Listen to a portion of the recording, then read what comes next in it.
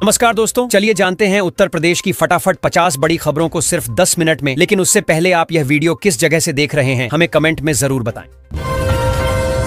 सरकार ने गेहूं की न्यूनतम समर्थन मूल्य बढ़ाई है, जिससे किसानों को 39 करोड़ रुपए का फायदा होगा। इसके अलावा सरसों की खेती में भी अच्छा मुनाफा मिलने की संभावना है। एमएसपी बढ़ोतरी से किसानों की आमदनी में सुधार और कृषि क्षेत्र में आर्थिक स्थिरता आएगी।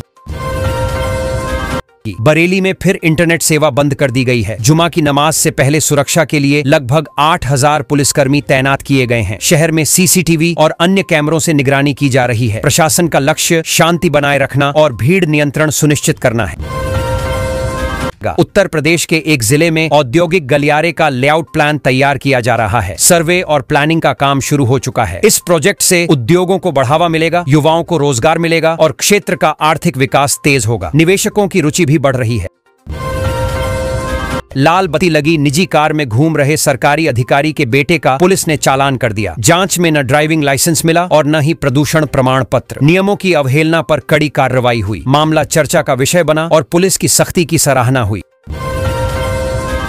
योगी सरकार ने 12वीं तक के छात्रों के लिए विशेष योजना शुरू की है। इसके तहत मेधावी विद्यार्थियों को 10,000 रुपए का प्रोत्साहन दिया जा रहा है। सरकार का उद्देश्य शिक्षा को बढ़ावा देना और छात्रों को आगे की पढ़ाई के लिए प्रेरित करना है। हजारों छात्र लाभान्वित होंगे। सपा प्रमुख अखिलेश यादव ने यूपी सरकार पर दलितों के दमन को लेकर कड़ा हमला बोला। उन्होंने कहा कि प्रदेश में दलित उत्पीड़न चरम पर है और योगी सरकार चुप्पी साधे बैठी है। अखिलेश ने पीड़ित परिवारों को न्याय दिलाने और दोषियों पर सख्त कार्रवाई की मांग की। योगी सरकार 3 से 11 अक्टूबर तक अंतर्राष्ट्रीय बालिका सप्ताह मनाने जा रही है। इस दौरान छात्राओं के लिए विभिन्न जागरूकता कार्यक्रम होंगे। विशेष पहल के तहत बालिकाओं को ड्राइविंग प्रशिक्षण भी दिया जाएगा ताकि वे आत्मनिर्भर बने। सरकार का उद्देश्य बेटियों को सशक्त और आत्मविश्वासी बनाना है। यूपी में आंगनबाड़ी कार्यकर्त्रियों की भर्ती में बड़ा फर्जीवाड़ा सामने आया है। जांच में 7 महिलाओं का गलत चयन पाया गया। इसमें डीपीओ और सीडीपीओ की मिलीभगत सामने आई है। मामले की गंभीरता को देखते हुए जिम्मेदार अधिकारियों पर कार्रवाई की तैयारी है। सरकार ने सख्त रुख अपनाया है। विजयदशमी पर मुख्यमंत्री योगी आदित्यनाथ ने गोरखनाथ मंदिर में सनातन परंपरा का निर्वाह किया। उन्होंने गोपूजन कर आशीर्वाद लिया और गौ सेवा का संदेश दिया। साथ ही तालाब में मछलियों को लाई खिलाई। इस अवसर पर उन्होंने धर्म और संस्कृति के संरक्षण का आह्वान किया और लोगों को शुभकामनाएं दी। यूपी में शिक्षकों के तबादले को लेकर बड़ा अपडेट आया है। शिक्षा विभाग ने निर्णय लिया है कि छात्रों की पढ़ाई पर असर न पड़े, इसलिए तबादले सत्र के बीच नहीं किए जाएंगे। इसके लिए नई गाइडलाइन तैयार हो रही है। अब ट्रांसफर प्रक्रिया सत्रांत में ही हो। यूपी के स्वास्थ्य विभाग की भर्तियों में बड़ा फर्जीवाड़ा उजागर हुआ है। जांच में सामने आया कि कई फर्जी लोग असली अभ्यर्थियों की जगह नौकरी कर रहे हैं। दस्तावेज भी जाली पाए गए। मामले के सामने आते ही विभाग में हड़कंप मच गया है। जिम्मेदारों पर कार्रवाई की तैयारी है। टीईटी की अनिवार्यता से परेशान होकर यूपी के कई शिक्षक विरोध में उतर आए। उन्होंने विरोध स्वरूप कुछ असहमति भरे कदम उठाए। इसी बीच शिक्षा विभाग ने प्रमोशन प्रक्रिया में भी बदलाव कर दिया है ताकि टीचर्स के हितों का ध्यान रखा जा सके। अब शिक्षक पदोन्नति प्रणाली में नई गाइडलाइन लागू होगी। रोडवेज में सफर करने वाले यात्रियों के लिए अच्छी खबर है। अब ऐसी बसों का किराया 10% तक कम कर दिया गया है। यह राहत खासकर लंबी दूरी के यात्रियों के लिए फायदेमंद होगी। सरकार और परिवहन विभाग ने इसे यात्रियों के लिए सुविधाजनक बनाने के लिए लागू किया है। बरेली में 48 घंटे के लिए इंटरनेट सेवा बंद कर दी गई है। यह सुरक्षा कारणों और कानून व्यवस्था बनाए रखने के लिए किया गया है। इसी बीच इमरान मसूद को हाउस अरेस्ट में रखा गया है। प्रशासन ने शांति बनाए रखने और संभावित हिंसा रोकने के लिए यह कदम उठाया है। यूपी के इस जिले के लोगों के लिए खुशखबरी है। दिवाली से पहले जिले को विशेष सौगात मिली है, जिससे विकास और सुविधाओं में सुधार होगा। नए प्रोजेक्ट या योजनाओं के चलते नागरिकों को बेहतर सुविधा, रोजगार और आर्थिक लाभ मिलने की उम्मीद है। लोगों में उत्साह और खुशी का माहौल है। अगर आपका बीपी 140/90 है तो डॉक्टर के अनुसार शारीरिक गतिविधि बढ़ाना जरूरी है। हल्का व्यायाम, टहलना, योग और स्ट्रेस कम करना मदद करेगा। साथ ही नमक और तेल का सेवन कम करें। इससे ब्लड प्रेशर कंट्रोल में रहेगा और दवा पर निर्भरता घट सकती है। गाजियाबाद में किसान क्रांति दिवस पर किसानों ने जोरदार शक्ति प्रदर्शन किया। राकेश टिकैत ने मंच से किसानों को एकजुट रहने और अपने अधिकारों के लिए लड़ने की प्रेरणा दी। कार्यक्रम में बड़ी संख्या में किसान शामिल हुए, जिससे आंदोलन की ताकत और समर्थन साफ नजर आया। यूपी के एक जिले में नकली दवाइयों का कारोबार सामने आया है। लोगों का आरोप है कि ड्रग विभाग की सुस्ती और लापरवाही के कारण यह घोटाला संभव हुआ। प्रशासन पर सांठगांठ के भी संदेह जताए जा रहे हैं, जिससे स्वास्थ्य सुरक्षा पर गंभीर सवाल उठ रहे हैं। सिद्धार्थ विहार से वसुंधरा के बीच हरनंदी पर नया पुल बनेगा। इससे NH9 पर यातायात का दबाव कम होगा और लोगों का सफर आसान और सुरक्षित होगा। परियोजना के पूरा होने के बाद क्षेत्र में आवागमन सुगम होगा और शहर का ट्रैफिक जाम घटेगा। बरेली में सुबह से ड्रोन से छतों की निगरानी शुरू होगी। यदि किसी छत पर पत्थर या संदिग्ध वस्तु पाई जाती है तो तुरंत FIR दर्ज की जाएगी। यह कदम सुरक्षा बढ़ाने और अपराध रोकने के लिए उठाया गया है, जिससे शहर में नागरिकों की सुरक्षा सुनिश्चित हो सके। 22 स्पेशल ट्रेनों का बरेली समेत कुछ प्रमुख स्टेशनों पर ठहराव रहेगा। इससे यात्रियों को आने जाने में सुविधा होगी और यात्रा अधिक सुगम और आरामदायक बन जाएगी। स्टेशनों पर ठहराव से लोगों को समय पर ट्रेन पकड़ने और यात्रा योजना बनाने में मदद मिलेगी।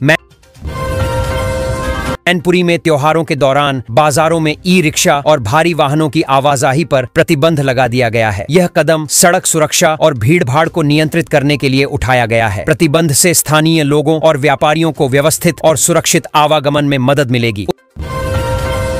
उत्तर प्रदेश के मुख्यमंत्री योगी आदित्यनाथ ने कहा कि राज्य में डबल इंजन की सरकार महात्मा गांधी और लाल बहादुर शास्त्री के सपनों को साकार कर रही है। कृषि, उद्योग और विकास के क्षेत्र में कई योजनाओं के जरिए जनता के जीवन स्तर में सुधार किया जा रहा है।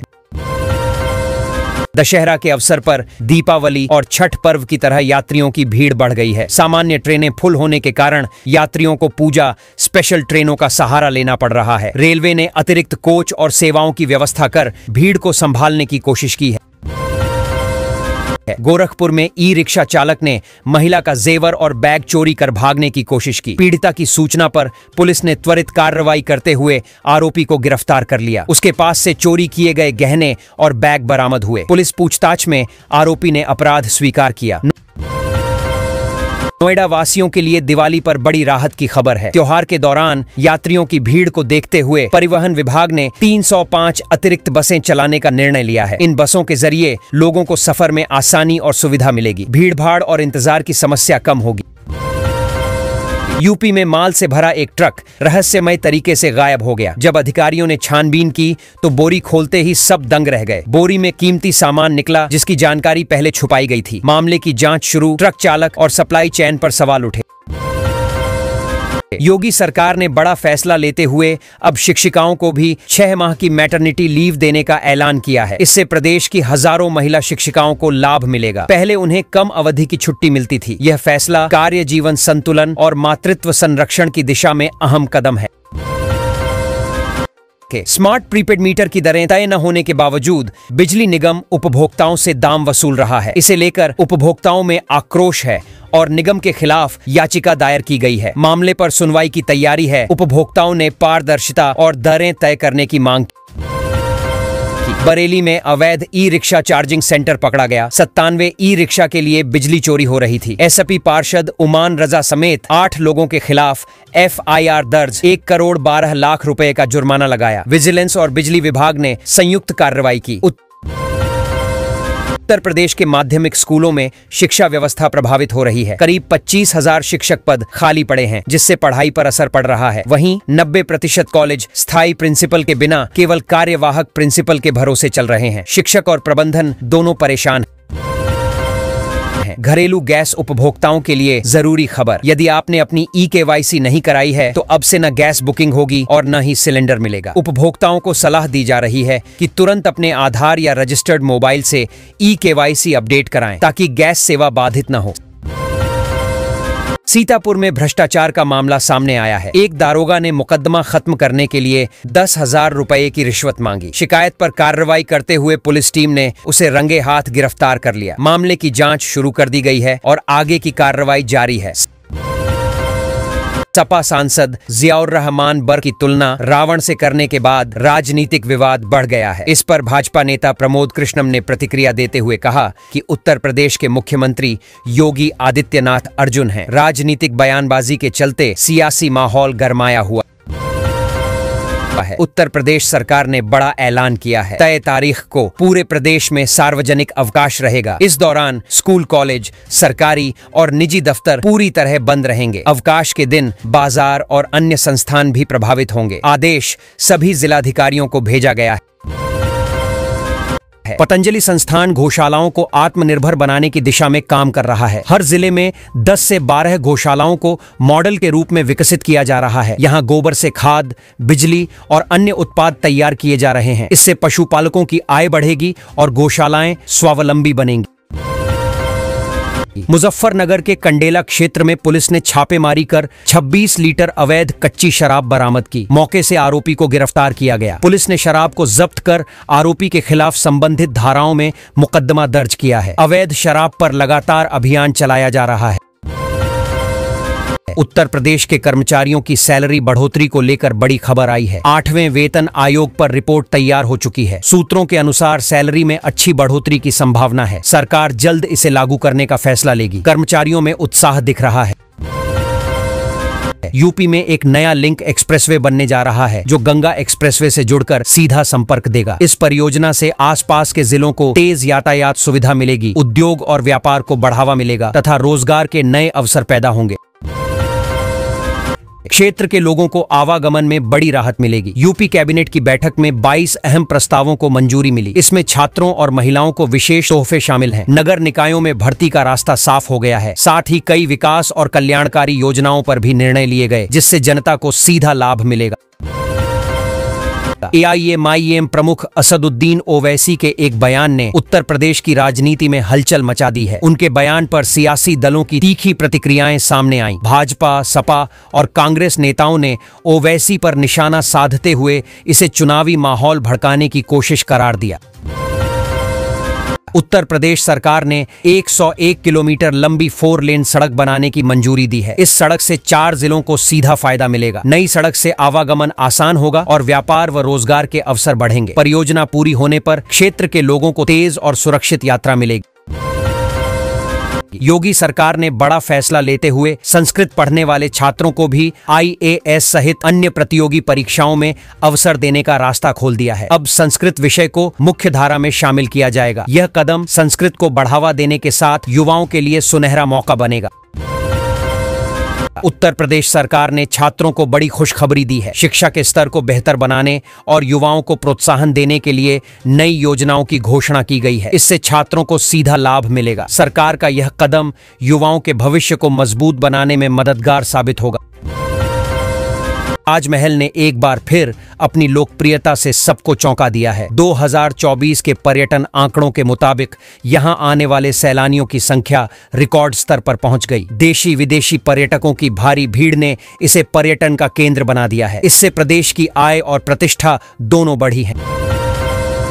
नोएडा और गुरुग्राम में प्रॉपर्टी खरीदने वालों के लिए बड़ा अपडेट आया है। सरकार ने प्रॉपर्टी नियमों में बदलाव किया है, जिससे रजिस्ट्री, टैक्स और स्वामित्व से जुड़ी प्रक्रियाएं अब और स्पष्ट व कड़ा हो जाएंगी। खरीदारों को नए नियमों के अनुसार अपने दस्तावेज अपडेट करने होंगे।